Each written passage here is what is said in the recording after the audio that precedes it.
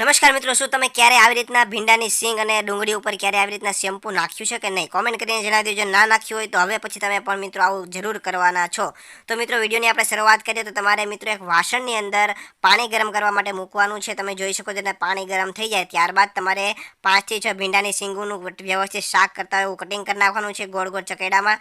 તે તમારે તેની અંદર ઉમેરી દેવાનું છે અને ચમચીની મદદથી તમારે એને હલાવી લેવાનું છે. ત્યારબાદ મિત્રો તેની અંદર આપણે નાખીશું ડુંગળીનું કટિંગ. તમારે 3 થી 4 ડુંગળી લેવાનું છે, એનું ઝીણું કટિંગ કરીને એને પણ તમારે એની અંદર એડ કરી દેવાની છે અને વ્યવસ્થિત ધીમા તાપે તમારે આ બધું મિક્સ કરતું જવાનું છે.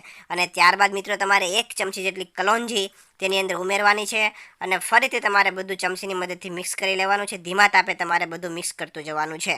હવે મિત્રો જ્યાં સુધી આ પાણી છે એ પીળા કલરનું ના થઈ જાય ત્યાં સુધી તમારે લગભગ 5 થી 10 મિનિટ કે 15 મિનિટ સુધી તમારે ધીમા તાપે બધું મિક્સ કરતું જવાનું છે.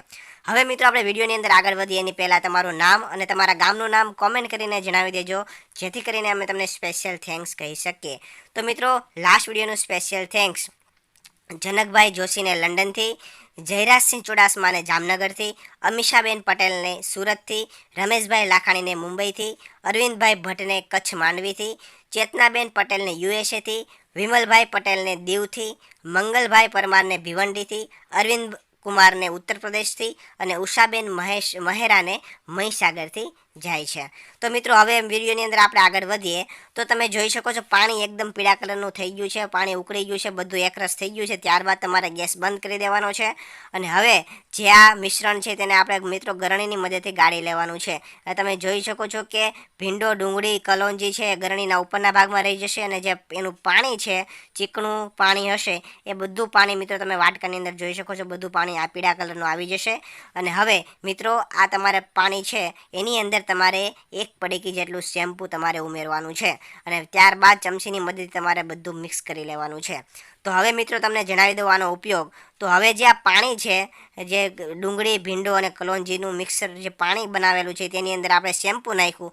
આનો ઉપયોગ મિત્રો તમારા વાળ માટે કરવાનો છે. જે લોકોના વાળ ખરતા હોય તો તેને મિત્રો અથવા વાળ મજબૂત કરવા હોય, ખોડો થતો હોય તો એના માટે ખૂબ જ ઉપયોગી થવાનું છે. તમારે મિત્રો જે આ પાણી બન્યું છે એને તમારા વાળમાં નાખવાનું છે. લગભગ નાખ્યા પછી તમારે મિત્રો હળવા હાથે માલિશ કરવાનું છે. લગભગ અડધી કલાક સુધી તમારે વાળની અંદર રાખવાનું છે. ત્યારબાદ શેમ્પૂની મદદથી તમારા વાળ ધોઈ નાખવાના છે. આવું તમે થોડાક દિવસ કરશો એટલે તમારા વાળ એકદમ મજબૂત થઈ જશે, ખરતા અટકી જશે અને ખોડો ને એવો છે એ પણ દૂર થઈ જશે. તો મિત્રો તમે એકવાર ઘરે અવશ્ય ટ્રાય કરજો.